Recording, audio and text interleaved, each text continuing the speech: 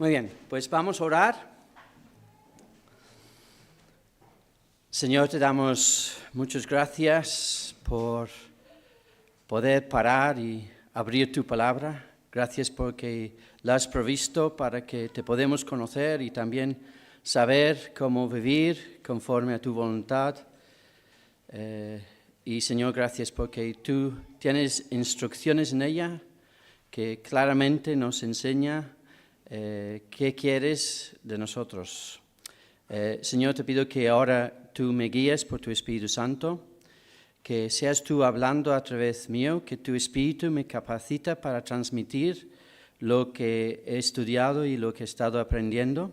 Gracias por ella. Gracias, Señor, porque ha sido una bendición y te pido que pueda ser una bendición para cada persona que está aquí. Y te lo pedimos en el nombre del Señor Jesucristo. Amén. Muy bien. No sé si lo tenemos el PowerPoint. Pues quería hacerte una pregunta. ¿Cuál ha sido el momento más feliz en tu vida? Quizás fue una Navidad, cuando disfrutabas de estar con todos tus seres queridos. Quizás fue en un cumpleaños. Quizás fue cuando lograste sacar la carrera y tuviste tu título. Quizás fue el día que comenzaste tu primer trabajo, ganaste tu primer sueldo. Quizás fue cuando te dieron las llaves para tu primer piso. Quizás fue el día que conociste tu alma gemela. Quizás fuiste cuando te sentiste muy unida a esa persona. Quizás fue el día de tu boda. Quizás fue el día que pudiste comprar tu casa. Quizás fue el día que nació tu hija. No sé cuál fue el momento más feliz en tu vida, pero cuando estamos experimentando ese momento tan bonito, aún en ese mismo momento, tenemos en nosotros un sentido de que se va a echar a perder, que quisiéramos retenerla para siempre y quisiéramos que fuera algo que podemos mantener. Y cuando se nos parece que nos escapa, nos damos cuenta de que es algo más que lo material, es algo más de las circunstancias donde ha pasado, es más profundo, es algo espiritual. En Eclesiastes 3:11, Dios nos dice que Dios ha puesto eternidad en el corazón del hombre. Queremos que duren para eternidad la felicidad. Pero aún en nuestras mejores relaciones, sean entre padres e hijos, entre hermanos, entre amigos y entre pareja, entre matrimonio, tenemos la tendencia de estropearlo. No llegamos a cumplir con las expectativas que las demás personas tienen de nosotros. Pero ellos tampoco cumplen con las expectativas que tenemos nosotros de ellos. Si puedes pasar, por favor, Dani, gracias. Daniel. Ahí está lo que hemos hablado, ¿puedes pasar? Bien. Los psicólogos dicen ni uno del otro. Que no tienes que cumplir con las expectativas de nadie. Lo que te tienes que preocupar es cumplir con tus propias expectativas. Dicen hoy día que es malo ser controlado por lo que piensan los demás de ti. Tú tienes que ser autosuficiente, ¿no? Pero, ¿realmente es así? ¿Cumplimos con las expectativas que tenemos de nosotros mismos? ¿Es posible cumplir con ellas? ¿Llegamos a lograr todo el éxito en nuestra carrera que queríamos? ¿Logramos ganar el dinero que habíamos propuesto ganar? ¿Logramos tener las relaciones sociales que quisiéramos tener? Y si ponemos esto como nuestra meta, ¿qué pasa cuando fracasamos? ¿Nuestra vida ya pierde su incentivo? Qué maravilloso que Dios nos da una respuesta que satisface esa necesidad. Y es su amor incondicional, donde no tienes que cumplir con expectativas, donde Dios ha cumplido para ti esas expectativas. Y estamos en Oseas. Si queréis abrir vuestras Biblias, estamos en Oseas capítulo 2. Sara ha repartido unas hojas que tienen unas preguntas. Los que os gusta tener algo en la mano, algo para leer, si queréis ir pensando en estas preguntas, pues adelante a medida que voy compartiendo. Si leemos, lo hemos estado viendo, pero vamos a leer el versículo 8. Dios mandó a Oseas que se casara una mujer prostituta y que la amara. Él lo ha hecho, ha tenido un hijo con ella y luego ella ha sido infiel otra vez, ha vuelto a tener amantes y ha tenido 2 hijos con esos amantes. Ha seguido Oseas amándola, ella iba y volvía, iba a sus fiestas y Oseas sabía muy bien que estaba siendo infiel. Terminó intentando no solo él persuadirla, sino diciendo a sus hijos que la persuada de dejar este adulterio y que volviera a él. Y en el 8 dice, y ella no reconoció que le daba el trigo, el vino y el aceite, y que multipliqué la plata y el oro que ofrecía Nabal. Ella no lo reconoció y ella se marchó definitivamente de casa. La relación estaba rota, el matrimonio ya disfuncional totalmente. Muy bien, quisiera parar a pensar en cómo se sentía Oseas en ese momento.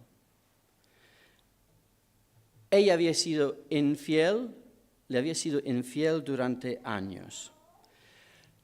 Ahora le había rechazado totalmente y se había marchado, había abandonado a él y a sus hijos. ¿Cómo se siente uno cuando alguien en quien has confiado, a quien has amado, de pronto te dice, ya no te quiero?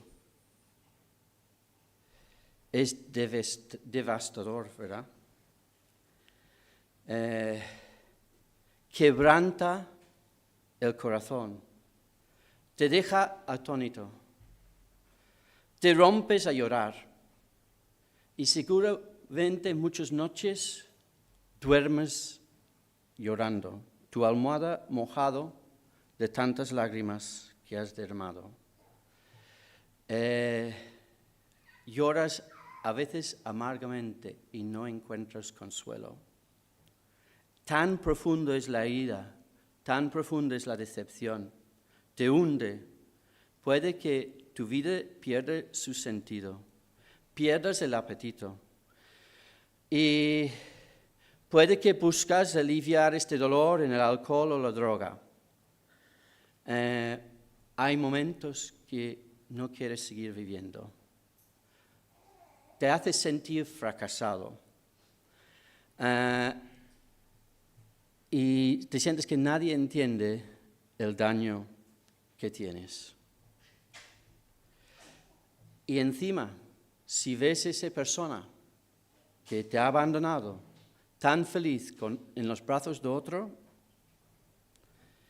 es como un dardo penetrando en tu corazón, produciendo ganas de vomitar y rabia y frustración, que son insoportables. Espero que al pensar así nos hemos podido identificar un poquito más con Oseas y cómo se sentía. Es evidente que la aplicación de este dolor es más directa con matrimonio, pero puede ocurrir entre padres e hijos, entre hermanos, entre amigos, que la relación se rompe. Verás, es que en esa relación nuestro egoísmo nos hace pensar que cuando alguien no cumple con las expectativas que teníamos, nos hace pensar que mal de ellos. Y si lo permitimos aumentar y pasar tiempo en ello, nosotros mismos destruimos la relación. Cuando quizás lo que hemos pensado no es real, es algo que quizás hemos pensado, pero no ha sido real. ¿Cuántas relaciones se han hecho a perder por eso? Es que pensamos mal, somos malos, somos defectuosos. Y entonces vemos, si vamos a Oseas en el capítulo 2, vemos que ahora Oseas describe cómo él, aparte todo su sostenimiento, lo que daba a Gomer como castigo por lo que está haciendo. En toda la historia que hemos visto ahora en Oseas, la relación entre Oseas y Gomer, su mujer, refleja la relación de Israel con el Señor. En el caso de Oseas, cuando se ha marchado Gomer definitivamente, es probable que él no la veía, no tenía contacto con ella. Entonces, no sufría tanto verla en los brazos de otros hombres. Pero en el caso de Dios, ¿cómo se siente Dios ante la idolatría donde Israel, en lugar de amarle a Él, quien los ha rescatado de Egipto, donde les ha nombrado su propio pueblo, donde los ha amado y los ha cuidado en toda la trayectoria, les ha soportado, les ha enseñado, les ha enviado profetas para enseñarles su palabra? En todo este tiempo que Dios les ha amado incondicionalmente, Israel prefiere adorar estatuas, que tienen ojos, tienen oídos, tienen boca, pero no hablan, no oyen y no ven. Y el Dios verdadero, que era su creador, pero también el que les rescató y les apartó para ser su pueblo, Él sí que lo ve. Lo ve siempre, en todo lugar. Está viendo cada hombre y cada mujer israelita cuando adora a estos ídolos. ¿Y cómo se sentía Dios? Si puedes pasar, por favor. Oseas en el capítulo 4, bueno, eso es lo que hemos hecho. Oseas en el capítulo 4, en el versículo 5, perdón, en el capítulo 8, en el versículo 5, al revés, si me queréis acompañar, dice: tu becerro, oh Samaria, te hizo alejarte, se encendió mi enojo contra ellos, hasta que no pudieron alcanzar purificación. Aquí Oseas describe cómo se siente Dios. Dice, encendió mi enojo. nosotros casi lo hemos oído y lo hemos leído y no nos paramos suficiente para pensar en cómo el daño que estaba haciendo el Señor. Y creo que es importante parar y pensar un poquito. No es solo el hecho que adoran un ídolo, es personal. Es una ofensa al Señor quien les ama. Y lo vemos que realmente el propósito de Dios con Oseas casarse con una mujer prostituta se está cumpliendo porque Oseas lo está viviendo. Y Oseas es capaz de transmitir todo esto a nosotros por su carta porque lo experimentó. Y la palabra usada aquí y en muchos lugares en la Biblia donde habla de cómo reacciona Dios, cómo se siente Dios cuando ve a los israelitas adorando a los ídolos. La palabra es, ¿puedes pasar? Paroxuno. Allí lo tienes en el medio, ¿vale? Y aquí tenemos un poco. Es un dolor profundo en el corazón del Señor. Es enardecer, aguzar junto a, es decir, exasperar, irritar, arder de ira, arder de ira, no lo estoy diciendo bien, no sé. Arder de ira. Fuego en el interior, ¿no?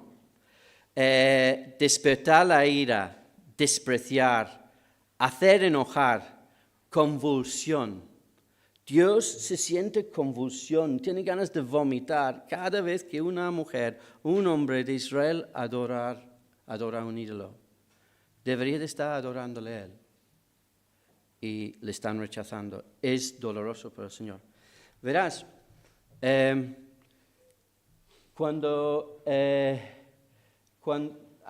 aquí vamos a ver algunos ejemplos de versículos, si puedes pasar. Si lo puedes pasar, lo dejas, Dani, para que lo lean, y cuando lo has leído tú, pues lo pasas al siguiente.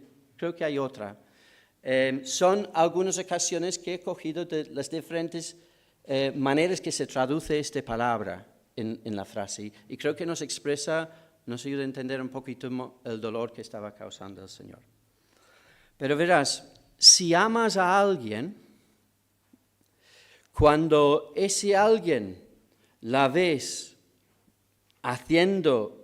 desviándose, yendo por caminos malos, haciéndose daño a sí mismo. Por ejemplo, una madre que ve que su hijo está bebiendo mucho o está tomando droga.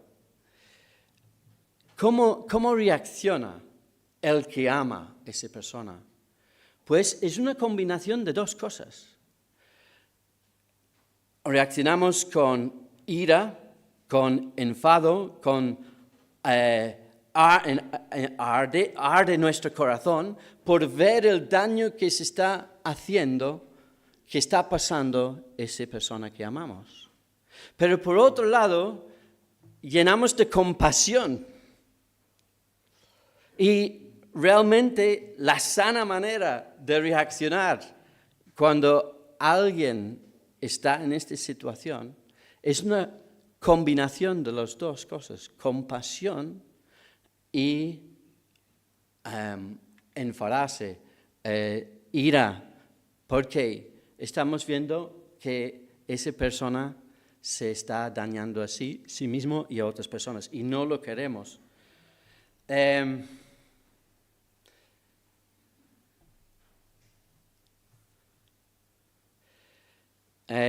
Dios ama a todos los seres humanos, no solamente a Israel, sino también a Oseas y Gomer y a todos nosotros. No es solamente un sentimiento dulce de cariño, es lo que acaba de describir. Si amas a la persona, te tiene que llenar de indignación al ver que alguien le está influyendo al mal y querer impedirlo, querer actuar. En realidad, la lo opuesto a amor no es ira. Lo opuesto de amor es indiferencia. Lo peor que nos podemos hacer si hay alguien que amamos, que vemos que va en camino de autodestrucción, es ser indiferente. Si les amamos, nos tienen que quebrantar el corazón y nos tienen que mover a querer luchar. El título de la predicación hoy es Mi Dios pelea por mí porque me ama. En toda esta historia, Oseas estaba peleando por Gomer porque la amaba y ahora se ha ido. En toda esta historia, Dios estaba peleando por Israel porque la amaba.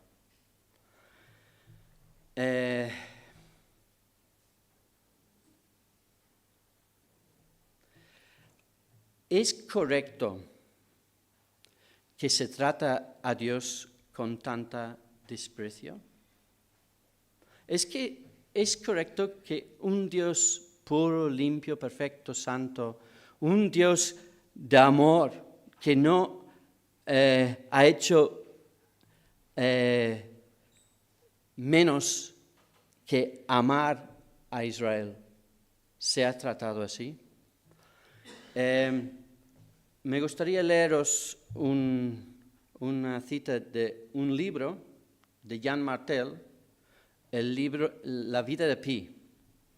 Dice así, y esto es lo que dice Pi cuando escucha la historia del Evangelio. Dice, ¿qué? ¿Un Dios debe soportar la adversidad? ¿Podía entenderlo? Los dioses del hinduismo tienen una buena cantidad de ladrones, matones, secuestradores y usurpadores. ¿Qué es el Ramayana, sino el relato de un largo mal día para Rama? Adversidad, sí.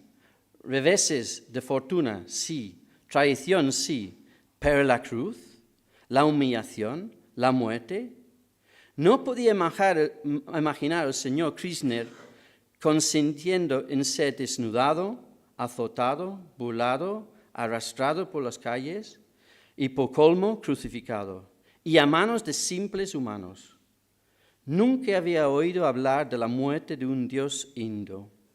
Pero la divinidad no debe ser arruinada por la muerte. Está mal. Fue un error de parte de Dios, de este Dios cristiano, dejar morir a su avatar. Eso equivale a dejar morir una parte de sí mismo. Porque si el Dios es el Hijo que ha de morir, no puede ser falso. Si Dios en la cruz es Dios fingiendo una tragedia humana, convierte la pasión en Cristo en una falsa de Cristo. La muerte del Hijo debe ser real, pero una vez un Dios muerto, siempre un Dios muerto, incluso resucitado. El Hijo debe de tener el sabor de la muerte para siempre en su boca. La Trinidad debe estar contaminado con el sabor de la muerte. Debe haber un cierto hedor a la diestra de Dios el Padre. El horror debe ser real, porque Dios desearía eso para sí mismo. ¿Por qué desearía Dios eso para sí mismo? ¿Por qué no dejar la muerte a los mortales? ¿Por qué ensuciar lo que es hermoso? ¿Por qué estropear lo que es perfecto? Jesús, resucitado y en la gloria, tiene las marcas de su sufrimiento en la cruz. Por supuesto, lleva la muerte en la gloria. La muerte es parte de su gloria. El ser humano piensa que eso no debe de ocurrir a alguien tan hermoso, tan bueno, tan justo, tan limpio. Pero la gloria de Dios es que precisamente por su santidad y su obediencia, por la relación de amor incondicional con todas las personas con con quien él tenía contacto, su madre, José, sus hermanos, sus conocidos, familiares, los amigos, los discípulos y toda persona. Su trato no era con las exigencias de los demás. Su trato no era exigir a los demás. Su trato era con ese amor, con una combinación perfecta de compasión y indignación, batallando, peleando por el ser humano. Dios estaba peleando para Israel. Dios envió a Jesús a pelear para Israel. Jesús era el Mesías, el que tenía que pagar por los pecados de Israel. Jesús vino para pelear para cada ser humano, como tú y yo.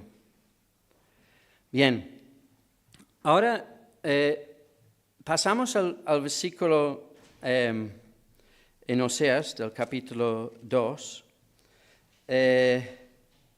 Dice, versículo 9, por tanto, yo volveré y tomaré mi trigo a su tiempo y mi vino a su sazón, y quitaré mi lana y mi lino que había dado para cubrir su desnudez. Vemos cómo Oseas explica cómo va a quitar su sostenimiento de Gomer por su infidelidad. Y ahora descubriré yo su locura delante de los ojos de sus amantes, y nadie la librará de mi mano.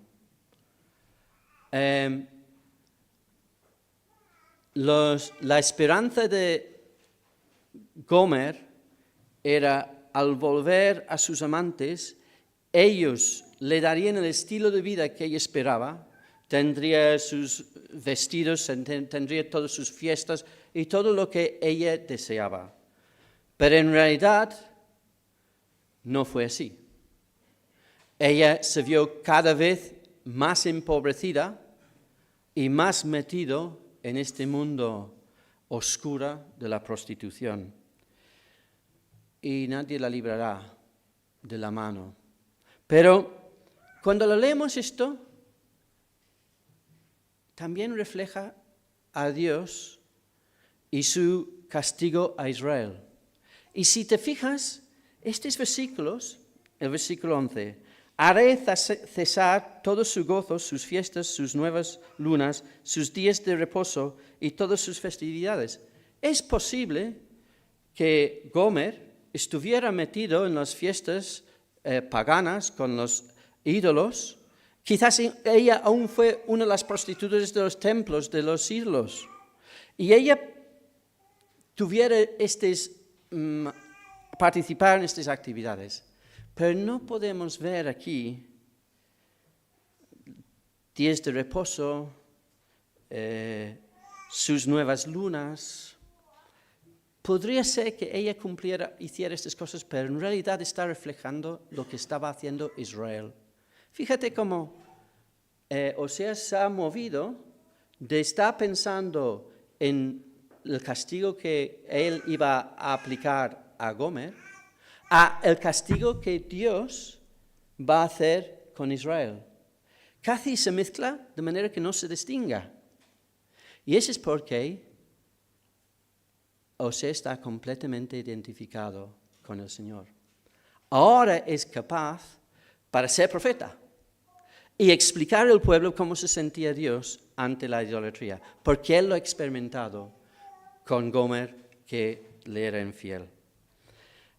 Dice el 12, y haré talar sus vides y sus higueras, de las cuales dijo, mis salarios son salario que me han dado mis amantes, y las reduciré a un matorral, y las comerán las bestias del campo. Podría ser que Gomer recibiera alguna alguna viña de sus amantes. Pero en realidad todos estos detalles solo se cumplen con Israel. ¿Quiénes son los amantes de Israel referido aquí? Pues se está refiriendo especialmente a Siria y Egipto, donde Israel ha estado buscando el apoyo y la protección, y ha estado jugando los reyes de Israel para mantenerse bajo el poder de ellos, para que el otro no les conquistara y les invadiera. Pero el Señor es el que pone reyes y quita reyes y controla los gobiernos. Y dice el versículo 13, y la castigaré por los días en que incensaba a los Baales y se adornaba de sus zarcillas y de sus joyeles y se iba tras sus amantes y se olvidaba de mí, dice Jehová. Aquí Oseas declara que lo que acaba de decir lo ha dicho Dios, y él lo está diciendo al pueblo y a nosotros. Podría ser que Gomer tuviera joyas y zarcillas, pero hay una cosa que Gomer no tenía. Ella no se olvidaba de Dios. En todo lo que hemos visto en la historia hasta ahora en Oseas, Gomer no tenía relación con Dios, no conocía a Dios. ¿Quién había tenido relación con Dios y conocía a Dios? Israel. Fijaos cómo Oseas se ha movido al corazón del Señor en su profecía. Bien, seguimos. No sé dónde estoy aquí. Pasa, por favor. Quería explicar esto. ¿Cómo se sentía Dios con que su pueblo que amaba, la gente que él amaba, adoraban a ídolos? Bueno, imagínate que tienes una mascota desde que es un cachorro y te dedicas tiempo a cuidarlo y entrenándolo, lo disciplinas. Y pronto te das cuenta que tu cachorro, que ya va creciendo, hay algo que le domina. Cuando ve un gato, olvida todo más y va por el gato.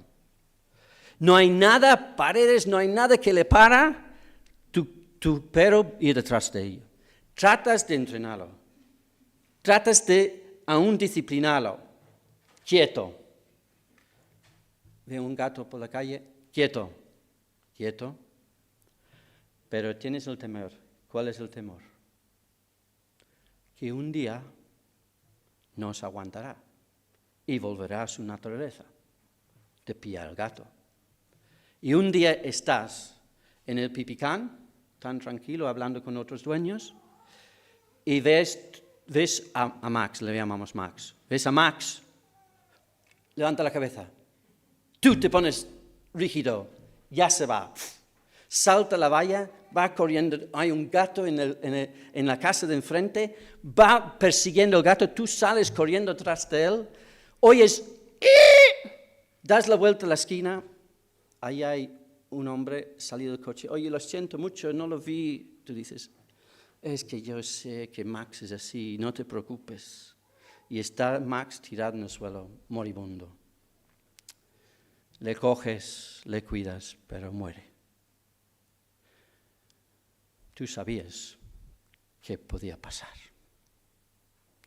Pero tú amas a Max y le lloras y le echas de menos. Es muy limitado esta ilustración. Dios nos ama. Max no podía hablar contigo, no podía compartir contigo, tú no podías hablar con él. Bueno, puedes hablarle, pero no te responde, no es de una forma coherente que puedes entender. A cada israelita le amaba Dios. Había buscado una relación personal con ellos, les había dado los medios, estaba esperando que vinieran a sus brazos. ¿Cómo se sentía Dios al ver que ellos iban a esos ídolos y estaban en los brazos? Porque literalmente, creo que hay un versículo adelante, literalmente lo dice Oseas,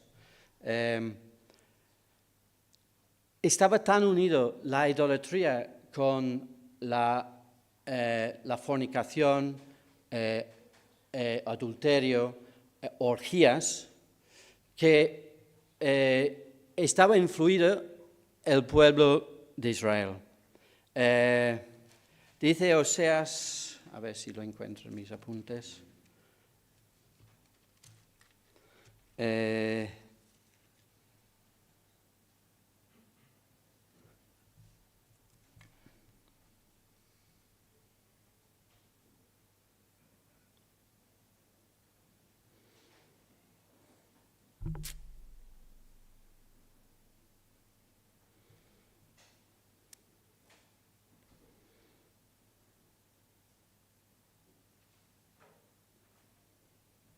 Perdón, un poco de paciencia, por favor.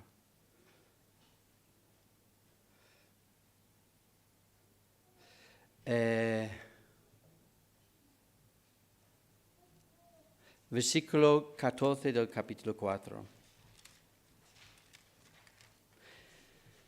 Dice, no castigaré a vuestras hijas cuando forniquen, ni a vuestras nueras cuando adulteran, porque ellos mismos se van con rameras, con malas mujeres sacrifican, por tanto el pueblo sin entendimiento caerá.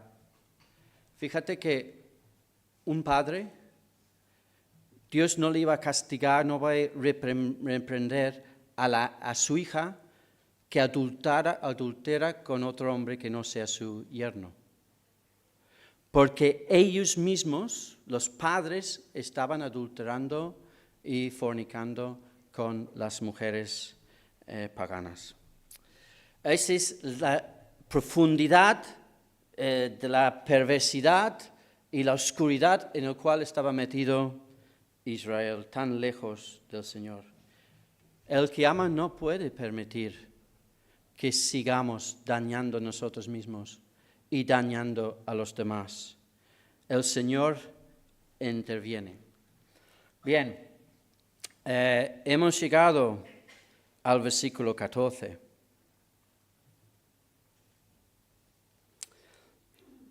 Dice, pero... El gran pero, si puedes pasar hasta donde pone este versículo, Daniel, gracias.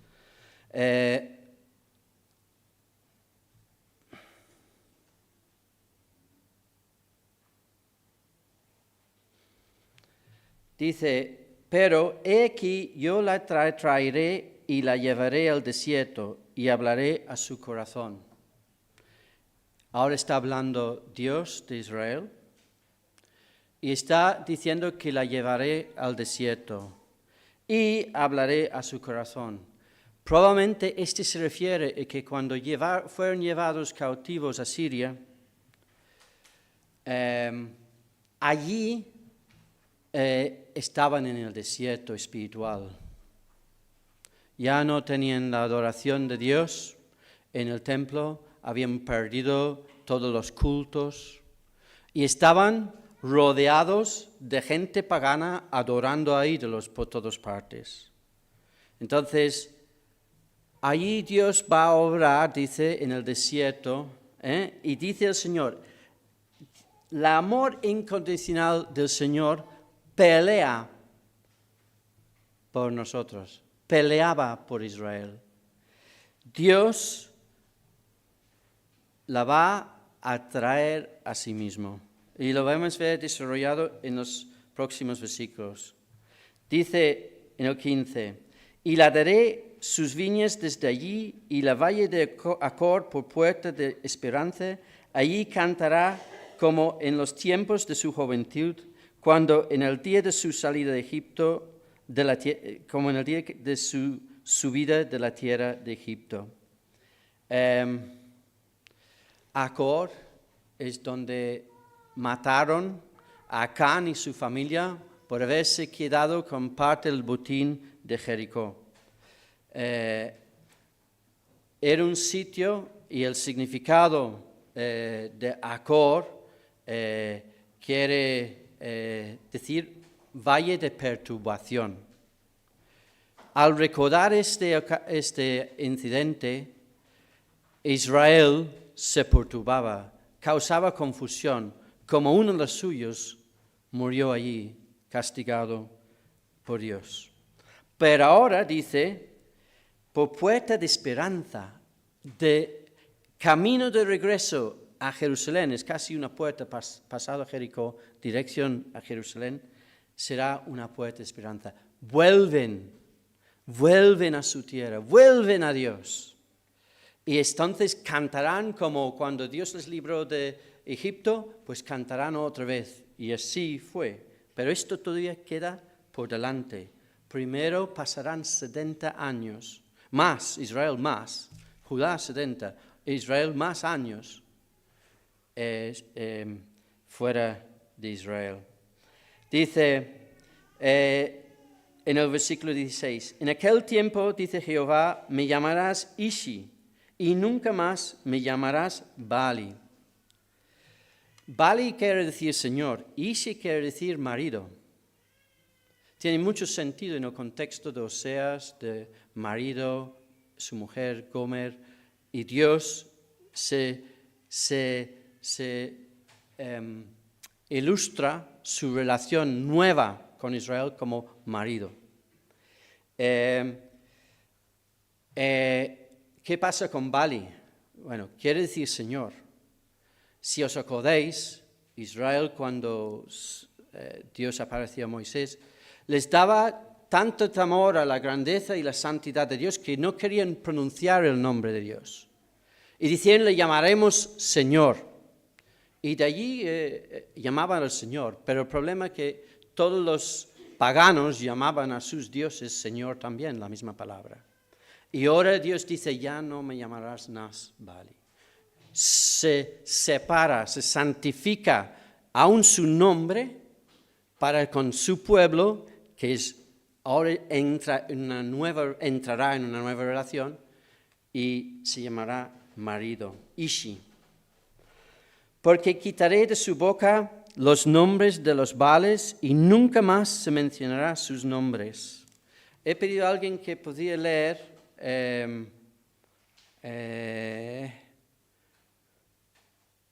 ¿dónde está?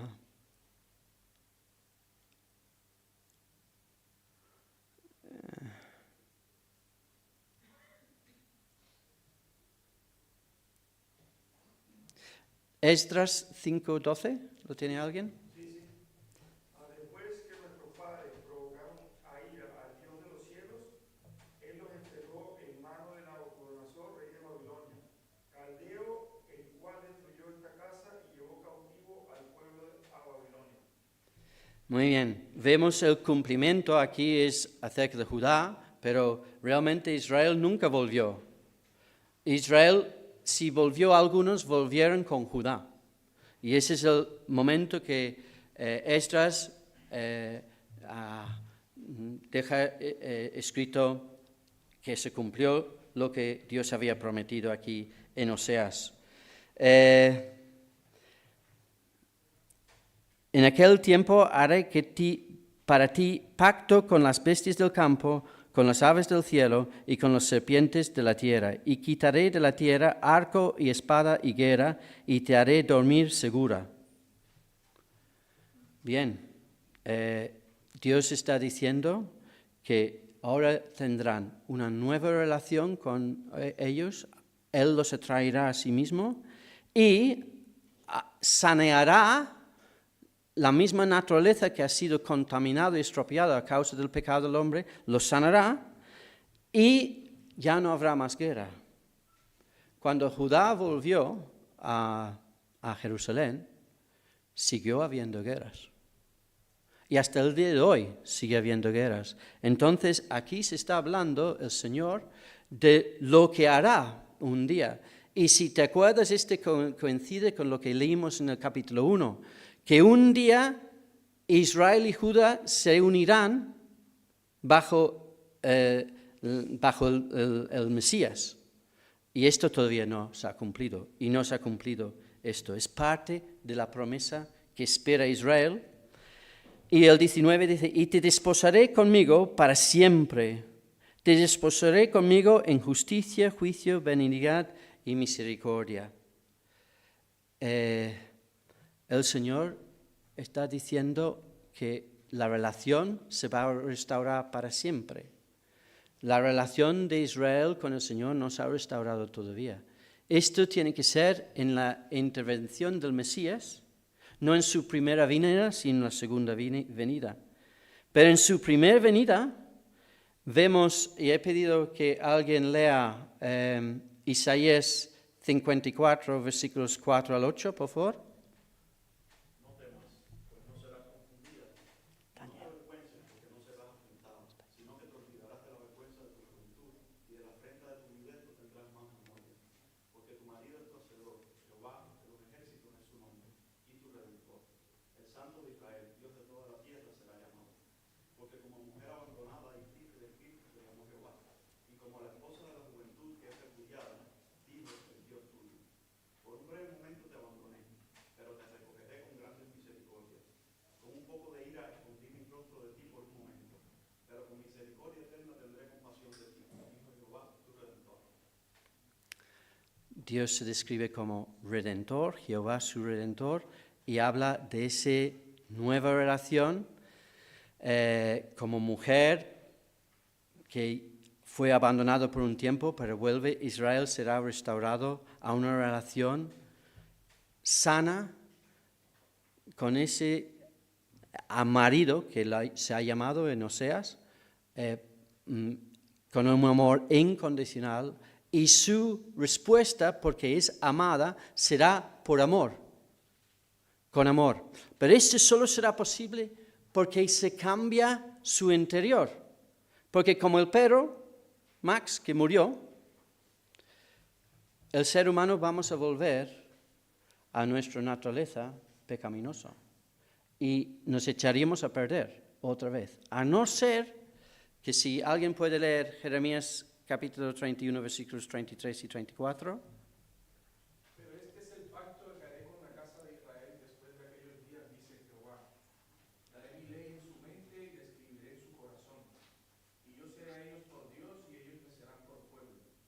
Y no enseñará más ninguno a su prójimo ni ninguno a su hermano diciendo, conoce a Jehová, porque todos me conocerán, desde el más pequeño de ellos hasta el más grande, dice Jehová, porque perdonaré la maldad de ellos y no me acordaré más de su pecado. Muy bien, vemos que ya no es la ley escrita, sino en una tabla o en papel, sino lo llevan en su corazón. Pero especialmente si leemos ahora Ezequiel 36, versículos 26 al 28. Os daré un corazón nuevo y pondré espíritu nuevo dentro de vosotros y quitaré de vuestra carne el corazón de piedra y os daré un corazón de carne. Y pondré dentro de vosotros mi espíritu y haré que andéis en mis estatutos y guardaréis mis preceptos y los pongáis por obra. Habitaréis en la tierra que di a vuestros padres y a vosotros, y vosotros me seréis por pueblo y yo seré a vosotros por Dios. Muy bien, gracias. Pondrá su espíritu dentro de ellos. Este ocurrió en Pentecostés como promesa del Señor, cuando Él resucitó y venció el pecado. Todo aquel que cree en Él, arrepentido de sus pecados, recibe el Espíritu del Señor, una nueva naturaleza. Ya no solo tienen la naturaleza pecaminosa que tenemos todos, de la carne, si ahora tienen la naturaleza espiritual que nos capacita, si puedes pasar, nos transforma, nos hace todas estas obras nuevas en nuestras vidas que hace que, no es que obedecemos a la perfección, pero ahora hay una gran diferencia. Antes de que el Espíritu viene a habitar en el ser humano, nos inclinamos a nuestra carne y al pecado. Pero ahora tenemos el Espíritu de Dios, que es más poderoso el que está dentro de nosotros de que el que fuera, la tentación y todo lo que usa el enemigo para hacernos caer. Es más fuerte el que está dentro de nosotros. Y es una batalla que ahora lo que gana realmente es saber que Dios te ama incondicionalmente. No has de cumplir con las expectativas que tienen de ti para que Él te salve. De hecho, no puedes hacer nada. Es por fe, por ir a Jesús arrepentido y creer en Él como tu Salvador. Y para terminar, me gustaría pasar al versículo 1 del capítulo 3, me dijo otra vez Jehová, ve, ama a una mujer amada de su compañero, aunque adúltere, como el amor de Jehová para con los hijos de Israel, los cuales miran a dioses ajenos y aman tortas de pasas. Dios interviene otra vez, instiga y manda a Oseas que vuelve a amar a Gomer. Y tú dirás, no, dice una mujer. Bueno, si vemos el texto, estudiamos el texto, el significado realmente es lo siguiente. Por ejemplo, la palabra ve, y dijo, otra vez Jehová, ve, ama a una mujer amada. Otra vez es ama de nuevo. Y puede traducirse así, y los comentaristas concuerdan en que cuando dice una mujer, es porque Dios está hablando y está diciendo, mira, ella la has repudiada porque ha sido infiel. Ella abandonó el matrimonio. Ella te ha dejado, el matrimonio ha dejado de existir. Tú tendrías todo derecho en deshacerte de ella. No tienes por qué amarla otra vez. Es una mujer, no es tu mujer porque ella te ha abandonado. Esa es la idea. Pero Dios está mandando que la ama. ¿Por qué? Porque Él ha amado a Israel. Y todo esto es preparación para su profeta, para el resto del libro, que él tiene que identificar de tal manera con Dios que de su sufrimiento, su dolor por la infidelidad de Israel con los ídolos, que lo puede comunicar. Y lo puede comunicar porque obedece, inmediatamente obedece. Y la compra. Fíjate que Gomer ha llegado tan bajo que se ha tenido que vender a la esclavitud sexual, donde ahora tenía un amante que era su dueño y el que pagaba lo que él pedía, él le mandaba a acostarse con él. Esa era la condición, una esclava en el mercado. Y en esa condición tan horrible, Oseas va y usa sus ahorros para comprarla. Tienen que humillarse aún más, tienen que ir al amante de Gomer y tienen que negociar con él para comprarlo. Pero lo va a hacer. Supera todo el dolor porque pelea por Gomer. Porque el Señor le ha enseñado cómo Él está peleando por Israel, porque le ama. Y Él va a amar, y lo dice cómo va a amar luego. Pero lo que quiero que nos quedamos aquí es que si conocemos al Señor, peleamos por las personas que amamos. Oramos por ellos, pero hacemos todo lo posible, bien hecho, con compasión y con indignación. Cuando vemos una persona que está siendo atrapado, cuando vemos una persona dominado por querer cumplir con las expectativas de los demás, una persona que se siente defraudado o fracasado porque no ha cumplido con los fracasados, con las expectativas y se siente fracasado, o no se ha cumplido con sus propias expectativas. El amor de Dios es incondicional. No necesitas hacer nada. Pero lo extraordinario es que Dios quiere redimirte como Gomer. Jesús murió en la cruz para que esto pueda ser si crees en Él. Y Él te puede enseñar a amar a otros y a aprender a tratarle con este amor, combinación de compasión y de pelear a favor de ellos.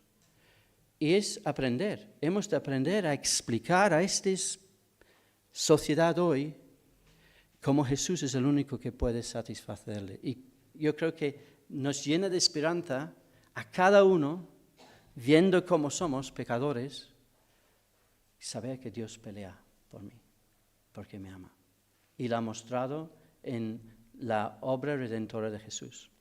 En Navidades, en en el SPLA y el NEN reunimos los niños y los padres y hacemos una obra y cantamos una canción que es Mi Dios pelea por mí. Me gustaría que lo pudiéramos ver y escuchar y espero que te toca. Pondré por el grupo de la iglesia el enlace donde la puedes escuchar en inglés, que solo está en inglés realmente bien hecho. Y hay una versión en castellano, pero por un grupo de jóvenes cantando que la calidad no es muy buena. Pasaré los dos por el grupo si alguien quiere quedarse con ella. Es muy bonita. Oh, qué pena. Bueno, pues vamos a orar para terminar.